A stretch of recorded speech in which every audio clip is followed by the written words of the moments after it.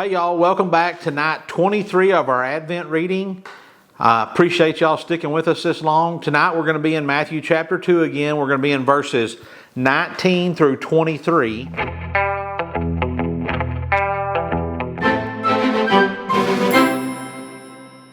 And we're going to skip a few verses in there, and I hope you go back and read those, in between where we stopped last night and where we picked up tonight.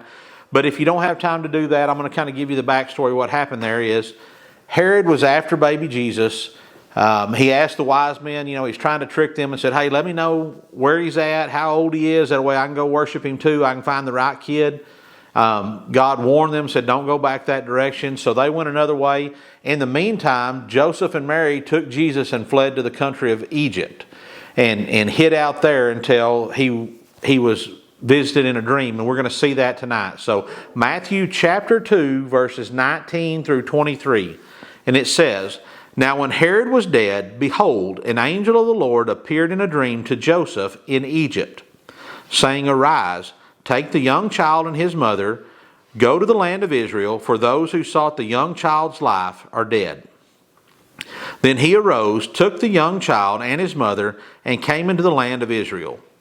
But when he heard that Archelaus was reigning over Judea instead of his father Herod, he was afraid to go there. And being warned by God in a dream, he turned aside into the region of Galilee. And he came and dwelt in a city called Nazareth, that it might be fulfilled which was spoken by the prophets, he shall be called a Nazarene.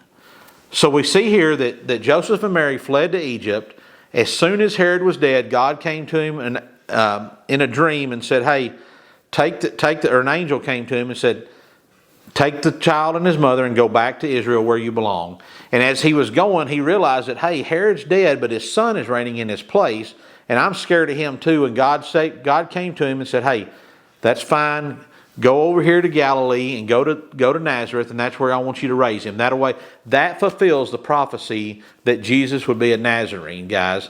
That's very important, because when we look at who Jesus is, all the prophecies that were spoke about him, for one man to fulfill all the different little pieces that were of the puzzle that were put together would be nearly impossible, except for God being there to make sure that this happened. So I hope you join us tomorrow night, Christmas Eve, as we do our last night of reading.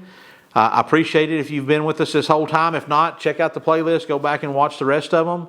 Remember, as always, we love you. God bless you. Y'all keep praying.